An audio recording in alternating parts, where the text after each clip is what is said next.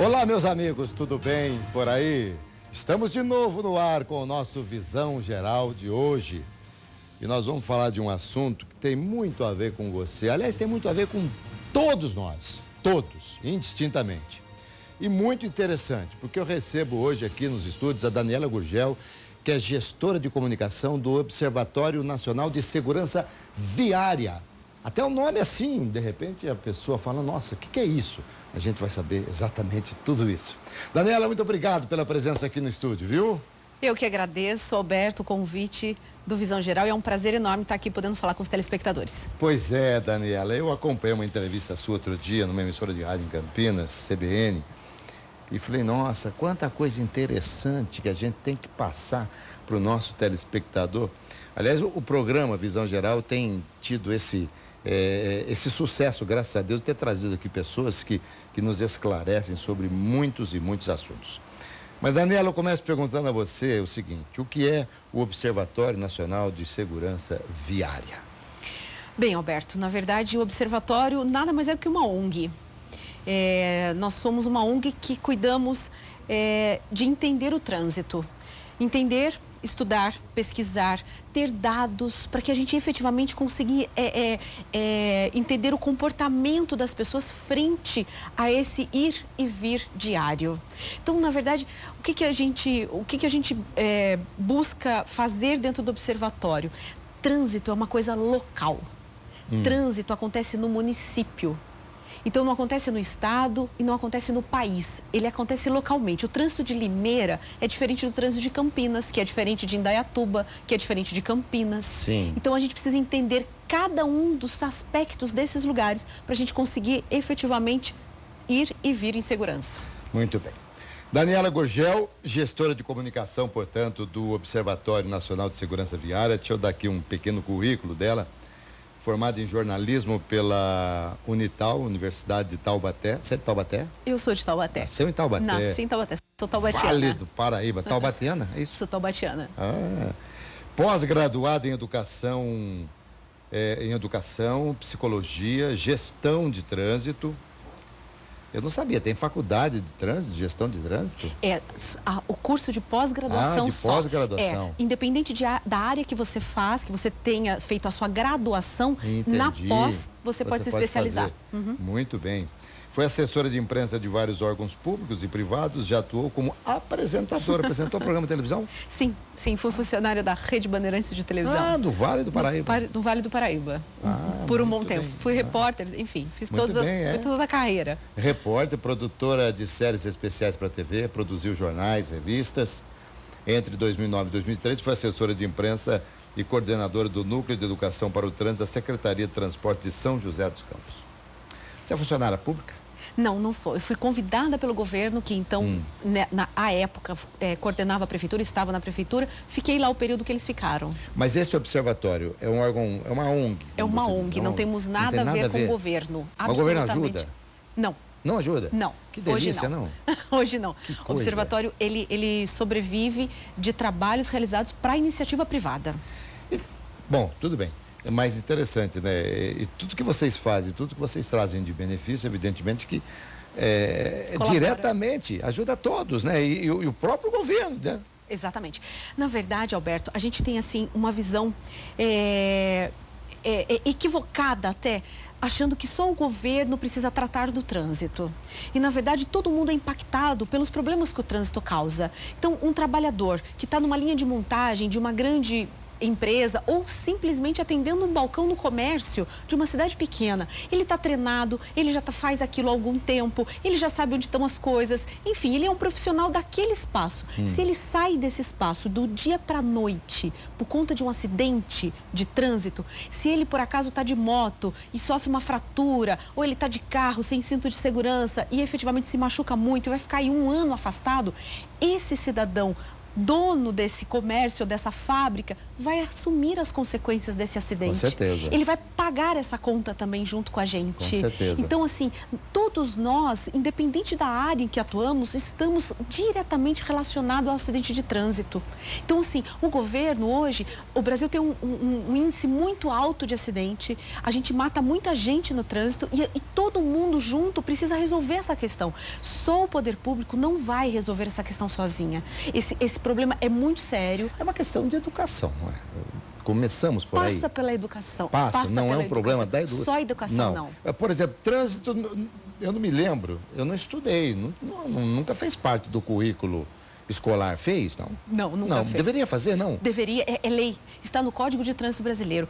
2 artigos pedem para que a educação para o trânsito esteja dentro da escola, em todo o ensino médio, em todo o ensino fundamental, desde o primeiro ano até o 3º ano do ensino médio e no 3º grau, e nas faculdades. Você sabe que o que eu me lembro de ter estudado um pouquinho de trânsito quando fazia, porque eu sou do tempo do grupo escolar, né? Sim. Era o grupo escolar, o ginasial, hoje mudou tudo. Mas o que eu me lembro é que a gente cantava sempre lá nas escolas que o vermelho é para parar, o amarelo esperar e o verde quer dizer que você já pode passar. Uma coisa assim. Então a gente aprendeu muito isso. Eu me lembro quando eu era bem garoto, eu ficava a todo momento percebendo se meu pai ia parar no vermelho. Olha que importância que tem. Exatamente o exemplo, isso. né? Exatamente uma coisa sensacional. A gente tem muita coisa para falar sobre trânsito, porque eu tenho, assim, algumas teorias.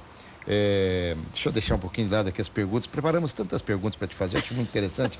Mas quando a gente pega uma pessoa que tem uma comunicação tão forte como a sua, as perguntas vão fluindo, né?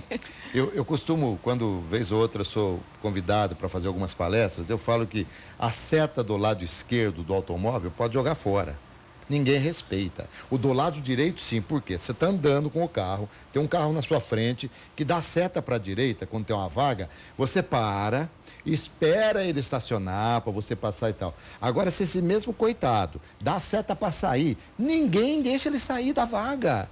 Por que nós somos tão, não vou dizer mal criados, por que nós não somos solidários no trânsito? Respeitosos. Por que não? Pois é, eu acho que aí vem de um aculturamento mesmo, de todo o processo. A gente aprende que a gente tem que respeitar os outros. Se tiver todo mundo, vamos dar um exemplo muito básico aqui, Alberto. Se tiver todo mundo entrando numa fila de elevador e tiver um senhor no meio das pessoas, alguém de cabelo branco, normalmente, a maioria, pelo menos, para que esse senhor passe. Se tiver uma gestante na fila do elevador, não é dentro do ônibus, eu não estou falando dessa convivência. Então, assim, por que a gente não faz a mesma coisa a hora que a gente está em trânsito? Sabe o que acontece, Alberto? Os mais estudiosos, alguns pedagogos que trabalham só nessa área dizem o seguinte: a gente tem uma carcaça de metal, que é o carro, que nos dá anonimato. E aí, quando deixa você no anonimato, você acaba podendo fazer alguma coisa. Verdade. É como se fosse um cheque em branco. Interessante essa resposta. Quem foi que disse isso? Na verdade, vários pedagogos que trabalham conosco. Eu, como narrei futebol até 2 meses atrás, durante 46 anos da minha vida, eu costumo dizer também, é como o torcedor que está sozinho ele tem um comportamento. Juntou um bando, pronto, dá a impressão de que ele vai ser um qualquer ali no meio, então ele é como se tivesse um anonimato, como se estivesse dentro do carro até com o insufilme daqueles que ninguém vê mesmo. O insufilme tem exatamente esse papel, deixa você praticar qualquer coisa. É aquela coisa da ética, sabe? Que ética é aquele negócio que você pode contar para as pessoas que você fez. Se você não puder contar para os outros o que você fez, é porque realmente você fugiu da ética. Leandro Carnal. Exato. Ele fala isso. Se você puder contar, nossa, maravilhoso. Você tá dentro tudo aquilo que você faz, você não pode contar. Faltou ética. Exato. Isso eu acho aí. que é um pouco isso. E tem conserto, não? Eu acho que eu levanto da cama todos os dias, tendo Achando certeza que tem, senão que tem. também não teria Exatamente, sentido, né? exatamente. Na verdade, a gente estuda bastante e a gente vê nos outros países, eu posso citar para você, Austrália, Espanha, Suíça, Suécia, os países nórdicos todos. Quer dizer, todos eles têm um índice de mortalidade no trânsito muito pequeno. A Austrália fez um trabalho magnífico, está quase completando 30 anos, quando efetivamente o governo assumiu como bandeira a política de gestão de trânsito, efetivamente o trabalho de redução de acidentes e deu resultado. Então, existe saída. Efetivamente, há uma luz no fim do túnel. Meus amigos, estou conversando aqui com a Daniela Gurgel, que é gestora de comunicação do Observatório Nacional de Segurança Viária. Tem um espaço físico, o observatório fica onde? Na cidade de Indaiatuba. Isso, a nossa sede fica lá. Mas nós atuamos no Brasil inteiro, temos representantes em vários estados. Tá.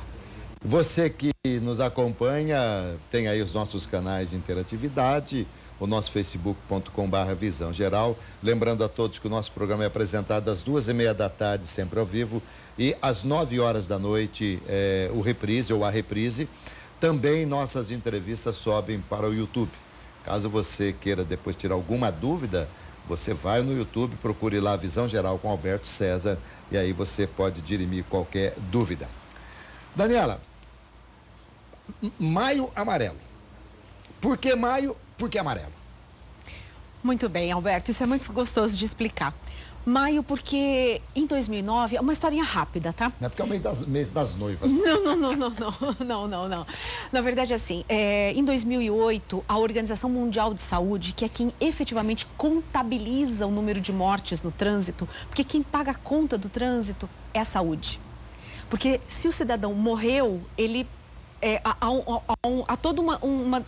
a família fica completamente desagregada, Sim. Enfim, há todo um problema social em torno da morte do acidente de trânsito. Mas se ele fica sequelado, e aí o Brasil é um grande campeão disso, o que a gente está imaginando é assim, infelizmente, a sequela é muito mais custosa para o país. E aí, em 2009, a Organização Mundial da Saúde levantou um alerta, fez um alerta à ONU, que chamou todos os países e disse assim, olha, vocês precisam trabalhar a questão da segurança viária, está morrendo muita gente. Tinha morrido, em 2008, 1.300.000 pessoas no mundo inteiro. E aí, o que acontece? Em maio, eles pediram para que todos os países, a partir de maio de 2011, começassem a trabalhar e tivesse 10 anos para reduzir em 50% o número de mortes. Isso é chamada Década de Ação pela Segurança no Trânsito. Tá. Então, nós estamos dentro da década, o Brasil é signatário da década. Então, foi por conta de ser maio, o mês que a ONU decretou a década, que a gente escolheu maio para trabalhar. E o amarelo? Porque é a cor da atenção no trânsito. Atenção. As placas de advertência são as placas hexagonais amarela, em losango amarelo. O semáforo é o amarelo, de atenção é o amarelo, Sem né? dúvida. Então o amarelo é a cor do trânsito. A gente assim trabalha. Nós temos outubro rosa. Exatamente. Né? É o novembro azul, é isso? Isso. Novembro azul. Câncer de próstata. Isso. Aliás, eu trouxe aqui outro dia Dr. Daniel Moser, um urologista renomado, para falar sobre a importância da prevenção e tal. Daniela, a gente viu um filme, não sei se você percebeu que a gente estava colocando um filme, você estava olhando muito para mim aqui. Eu vi. E aquele filme do que era? Aquilo é a repercussão que a gente fez, aquilo é um balanço que a gente fez com relação ao movimento O Maio Amarelo de 2016. Esse que a gente está vendo aí. Isso, exatamente. Isso daí são algumas cenas. Que cidade que é? Isso é a Avenida Paulista, em São Paulo. Está me lembrando, Paulista. É um trabalho do Sindiceg, o Sindicato das Seguradoras de São Paulo, de conscientização. É aquilo que eu falei para você, é a sociedade organizada se envolvendo na questão, entendendo que faz parte também do problema para solucionar. Isso é Campinas, é a cidade de Campinas aqui, é a abertura do Maio Amarelo. Então, na verdade, são várias ações que a gente contabilizou aí ao longo do mês de maio, mais de 3.000 ações envolvendo aí não só o poder público, que daí o poder público efetivamente se apodera do movimento e efetivamente desenvolve ações no Brasil inteiro. E como é que foi? Você disse, claro, deve ter sido um sucesso, né? Isso aí. E especificamente no mês de maio, tivemos menos acidentes? A gente ainda não consegue dizer isso, porque a gente não tem a estatística, Alberto. A estatística no Brasil é um déficit muito grande. Hoje, quem me dá a estatística do número de mortes e de feridos é o SUS, é o Ministério da Saúde. Só que ele tem 2 anos de atraso. Hoje, o último 2 anos de atraso. 2 anos de atraso. O último número que nós temos é 2014. Isso é em Indaiatuba. Tá. Essa é uma caminhada que a gente faz lá, já faz há 3 anos. O movimento tem só 3 anos, Alberto.